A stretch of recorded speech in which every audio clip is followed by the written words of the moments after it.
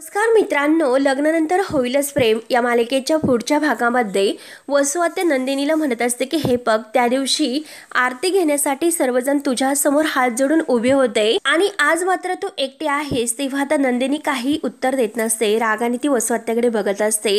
त्यानंतर आता इकडे पार्थ मात्र काव्याला म्हणत असतो की त्या साथीदाराला फक्त आणि फक्त जीवा आणि नंदिनी ह्या दोघांनीच बघितलेलं आहे, आपण त्या माणसाला नाही ओळखत. त्यानंतर आता इकडे सँडीची बहीण आहे तर ती मात्र आता ही नंदिनीला फोन करते आणि सांगते की माझ्या वहिनीला बाळ झालं ग, आणि ते बाळ अगदी जन्मताच काचेच्या पेटीत आहे. ती सर्व हे रडत सांगत असते.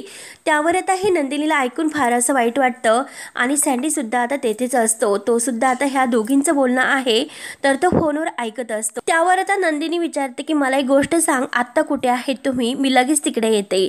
त्यानंतर मात्र आता इकडे जीवा आणि नंदिनी लगेच आता तिकडे जायला निघतात, कारण नंदिनीने सांगितलेलं असतं म्हणून जीवा आणि नंदिनी लगेच तिकडे जातात. तेव्हा मित्रांनो, आता जीवा आणि नंदिनी यांच्या हातामध्ये काय नवीन असा पुरावा सँडी देतो ते पाहणं आता खरंच खूप असं रंजक ठरणार आहे.